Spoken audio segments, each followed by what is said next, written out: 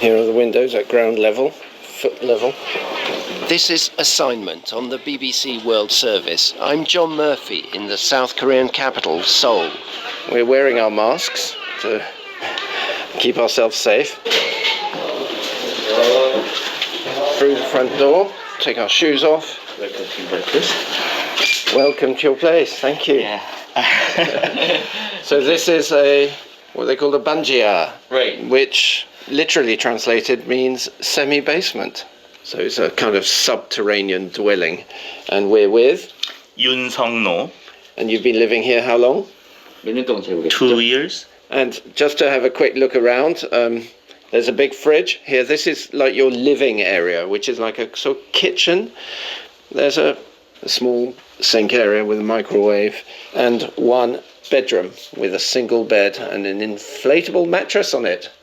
이것도 설명해 주시면 좋을 것 같은데 약간 2층에 왕이. Oh yeah, and look, famously in your bathroom, your loo is up some steps, a couple of We steps. just called it a king seat. A king seat. Yes, it does look a little bit like a throne. 영화에도 나왔죠.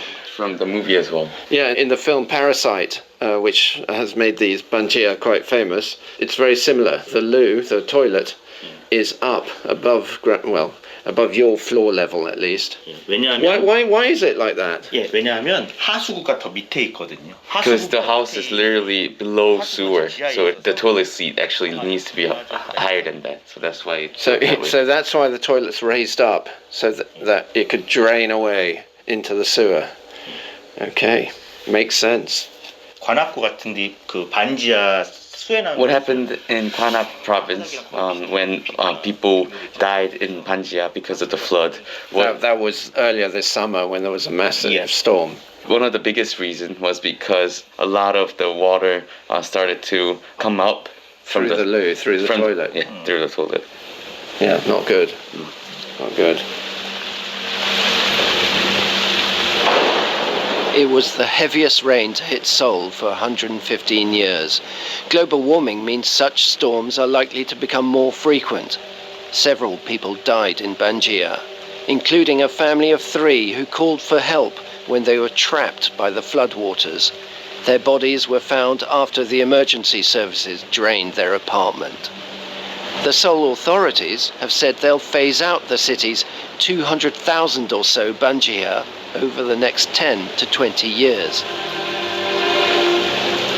This is a story about an ongoing housing crisis in this mega city of 25 million people. Almost half of South Koreans live in Greater Seoul. It's a story about the haves and have-nots, and why owning a home is so hard to achieve, yet so very important to Koreans. 한 5년 6년 전에 여기가 비가. Young Sung-no says this banjia was underwater 5 or 6 years ago. Then the local government erected small metal anti-flood barriers at the windows.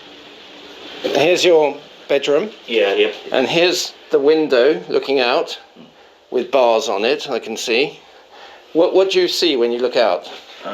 여기 그냥 하늘만 보이고요. 앞에 있는 담장. Yeah, through the bars I can see the wall next door and also a little bit of the sky as well.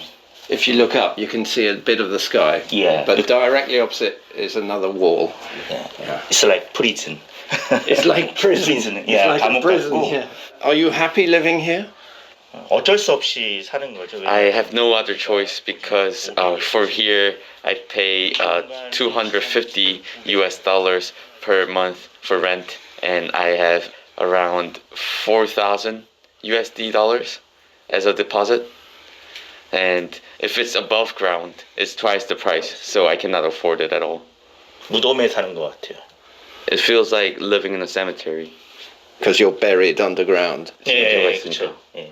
Exactly.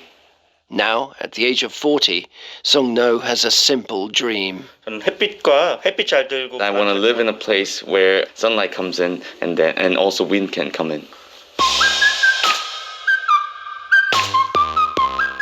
During this story, we're going to climb up the housing ladder, figuratively and literally, from that semi-basement up to the top, though we'll never reach the heady heights of Seoul's glitzy riverfront apartments. Our next stop is the ground floor. BBC 기자님 전 머피라고 누구예요? John Murphy. Murphy. Murphy. Hello. Hello. Can you introduce yourself? My name is Yeun. And you work with homeless people? Yes. Keith, my translator, and I have travelled to southwest Seoul. It's a far cry from the glamorous Korea portrayed by K-pop or the high rises of Gangnam, one of the wealthiest parts of the capital. This is his house. It's a single room. He's living with his wife. Yes. In here. Yeah. But before he turns up, I can quickly describe the room. There's a telly on at the moment with some ancient Korean drama on it. But it's a room about 1.5, 2 meters by a couple of meters as well. So 4 meters square, I'd say. There's a fridge. There's a kettle. There's a rice cooker. There's a mattress rolled up on the floor, which takes up nearly all of the floor. It really is pretty small. Everything crammed in. And this is called a 쪽방주민, small housing district. Well, we've stepped outside to have this chat because actually it's pretty crammed in there and we're blocking the corridor. So please introduce yourself. 이름 박종용. Park Yong-eun is a slightly built man wearing a sports top. He's 56 years old, though he looks like he's had a tough life. Most of the other residents in this single-story building with its communal bathroom and kitchen live alone in even smaller rooms than his. How long have you been living here? 한 10년 넘은 것 같은데요? I think it has been more than 10 years. With your wife? 예. What do you think of your accommodation? 바퀴벌레 많고. Lots of cockroaches. Lots of cockroaches? Yeah. Okay. 바퀴벌레도 많고. Lots of roaches. There's no heating because everything is ran on electricity, and it is kind of hard for him to use a lot of the electricity because it's a communal place. So he cannot be the only one using all the electricity here. 지금 30만 원 받아요. 30만 원 내요. The rent is around $240 a month, a large chunk of his modest income. South Korea to the outside world is often portrayed as this place with super successful companies like Samsung and Hyundai, and of course we see K-pop, or the glamour of K-pop. That seems very distant from this world. What do you feel about this image of Korea as being this glamorous, rich place? 빚 좋은 개살구죠. 뭐 잘 사는 사람만 잘 살고. He just made a quote, like a Chinese quote about riches will be always rich and poor will be always poor.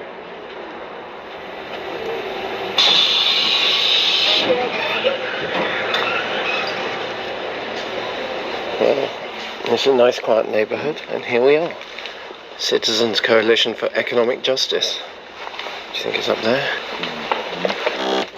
In the last 50 years, South Korea has made extraordinary strides and is now Asia's fourth largest economy, exporting phones, cars, TVs, fridges all around the world.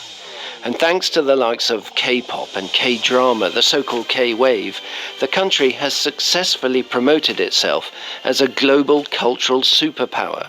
But there has been a price to pay. Long working hours, high levels of personal debt, house prices out of reach of a growing number of people, particularly the young.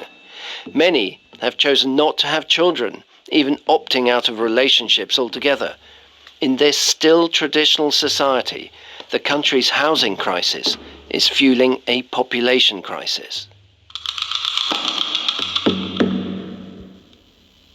That's it from Assignment in South Korea. I'm John Murphy, and I was the producer and presenter, with help from Keith Park in Seoul.